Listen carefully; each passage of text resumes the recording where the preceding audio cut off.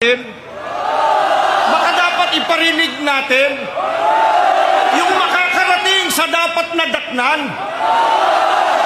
Sabay-sabay po sabihin natin, makonsiyensya kayo!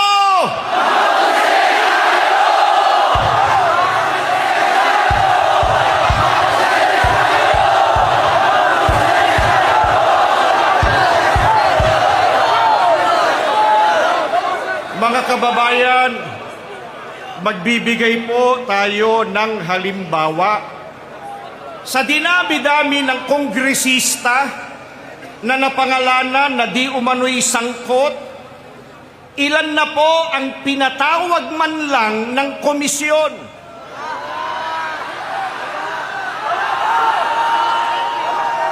Ilan na ba sa... PDB, nag-file kami ng petition sa Court of Appeals against kay LTO Chief Marcos Laksamana. Kasi meron silang ginawa na medyo corruption. Lakanilaw. Sorry. Lakanilaw. Laksamana pala is Laksamana is with the PhilHealth. So Marcos Lakanilaw. Nag-file kami ng petition sa Court of Appeals para i-declare na unconstitutional yung ginawa niyong circular.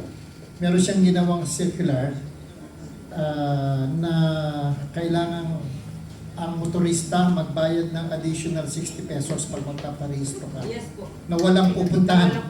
Walang pupuntahan. So, pending po yun sa court, so hindi ano. Ang ano ko lang is, yung mga vlogger, baka pwede nyo siya sa atin yun para makapag-ano kayo, di ba? 15 milyon po ang nakarehistrong sasakyan. Pag siningil mo yan ng tigsi 60 pesos, 80 pesos yung 4 wheels, that's almost 1 billion. Yes. Walang resibo. Pagkatapos, yung mag-i-implement noon ay Development Bank of the Philippines Data Center Inc. Pero yung bank account niya nasa Royal Bank of Ginubatan. So yun po yung mga issues doon.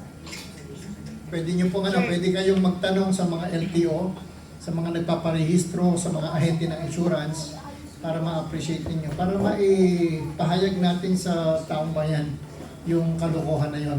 Sir, can we have also the... Hello, sandali lang po. Ayusin natin ang programa.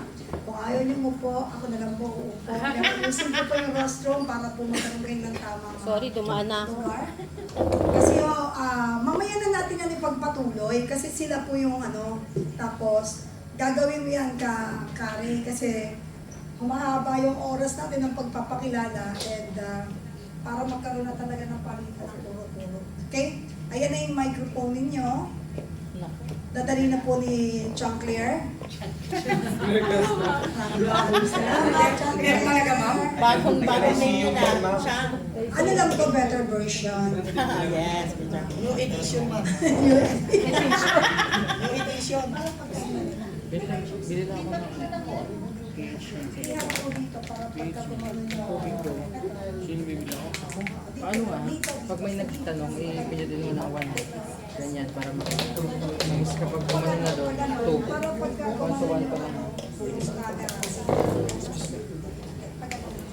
Baka makunan ka ba?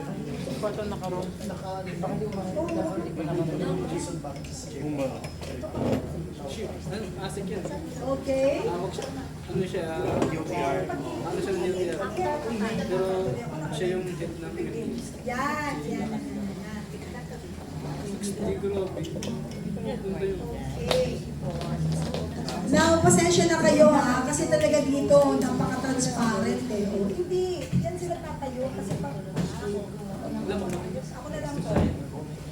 Hindi mo sa camera.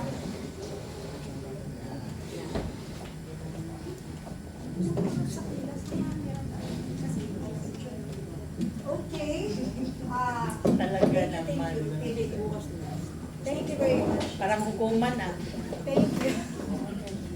Objection, Ang Your Honor. nasasaktan, atin na po tatawagin. Alam mo, thank you for your patience, but this is our way of letting you know at saka ma-feel ninyo talaga yung inside the studio of Kapiansa PDP, may transparency.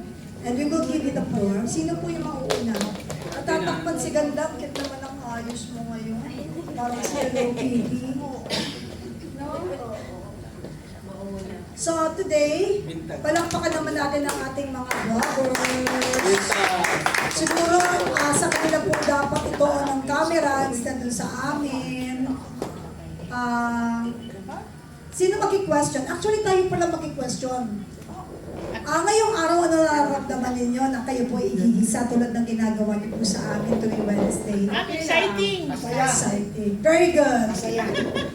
Kinakabahan. Kasi as I promise, gagawin namin lahat ng sinasabi namin, hindi puro salita lang, tulad ng bigas.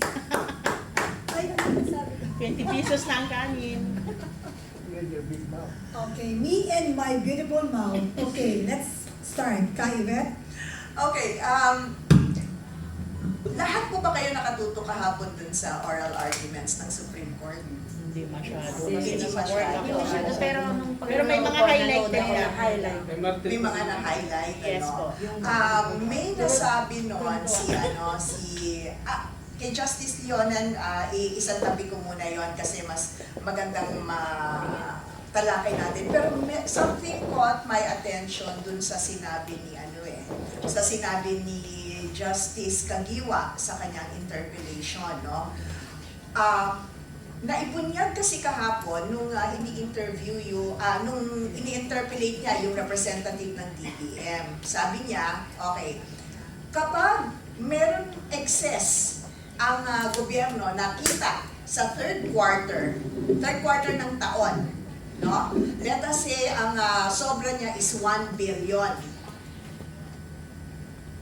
Magagamit siya sa unappropriated programs. Unprogrammed appropriations. Ano sabi ng DBM? Yes. Pero pwede rin siya magamit sa program appropriations. Sabi ng DBM, yes. Ang tanong, who decides kung saan gagamitin yon? Hindi nasagot yon ng DBM. Ang sinasabi lang niya, merong batas ino-authorize na gamitin yung excess na yon. Okay? Let us say may mag-decide na gamitin to sa unprogrammed appropriations. Pagdating ng fourth quarter, may lugi ang gobyerno.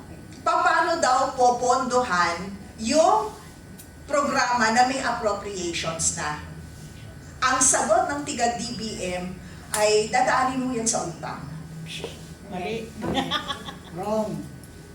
So, yun ang gusto ko pong makuhang reaction from you. Ano sa tingin ninyo itong sitwasyon na sinasabi ng DBM, may batas naman eh. Pag nag-present ko kami ng programa, no, ang executive branch, pag nag-present niya ng budget, sinasabi niya po, bukod sa aming gagastusin, saan manggagaling ang pondo? Sa income at sa utang. Okay? So, yun ang sabi ng DBM. Pero, sa sinabi ni Justice Kagiwa, paano nga kung halimbawa nga, ma-trigger na, no, yung sinasabing po pwede nang magamit yung excess na kita ng gobyerno para dun sa unprogrammed appropriations. Pero, towards the end of the year, katulad yan, pumutok na ang Iran-Israel conflict. So, ang daming apektado, hindi ba? So, kulang ngayon ang kita ng gobyerno. Fourth quarter, walang kita, sabi ng DBM, para magtustusan yung mga nakaprograma na. Uutang tayo. I need to get your reactions on that. Kayo pong mga vloggers natin. Kasi kayo ang apektado dahil nagbabayad mo kayo ng buwis eh. Tama? Okay, so from your end, ano po ang inyong hinaing tungkol dito? Salita lahat. O kaya komento? At sana po madinig ito ng ating Supreme Court. Yes. Dito. Sige, dyan. Diyan talaga. Just put your Hindi, okay lang, huwag ka mo nang magsalita. Tayo ka lang, practice mo na po. Alam mo, ironically, si Sir nakapolo Dati-dati to, t-shirt na black. Yes, Alam mo ba talagang alam na pinaghandaan eh. Nakakatuwa naman. Your Honor. Okay, simulan. Marami ka ng kampigo. Kaya tungtungan.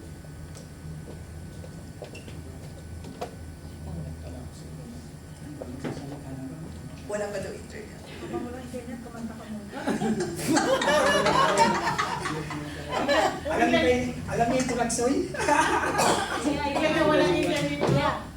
Bro, biglang nawala ang internet. Ano kaya yun? Parang kinukuntsaba, bro. May Alam yata ito ni BBM eh. alam yung sasabihin ko.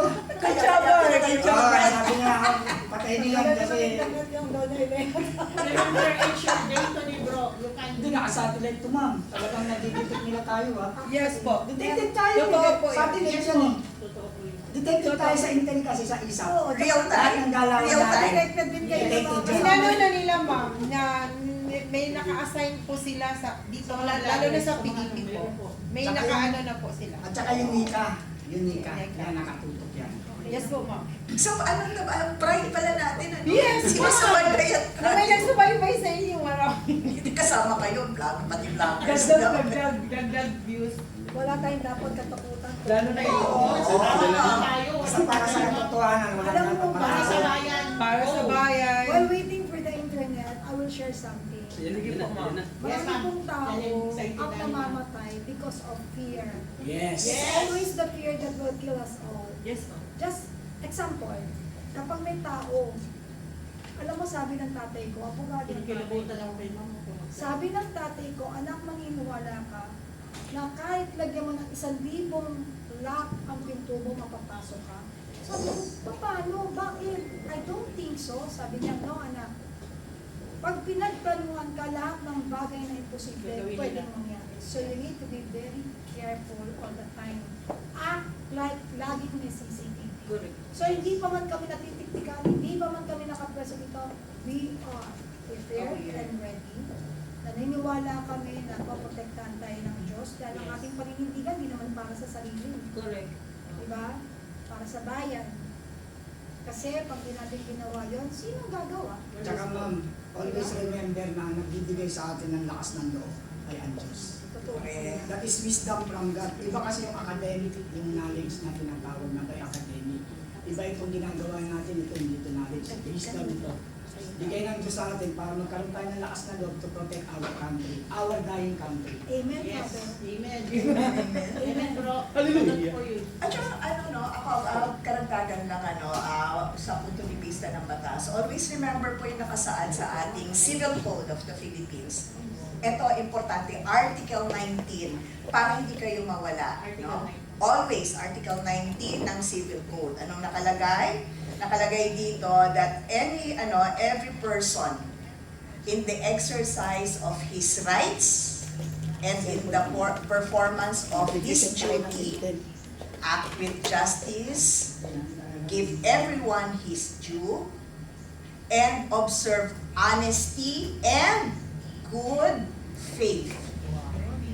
Okay? Because that will be your defense every time as bloggers. Di ba? Yan ang magtatanggal ng sinasabing mali siya sa kasong libel or cyber libel. So, be honest, observe justice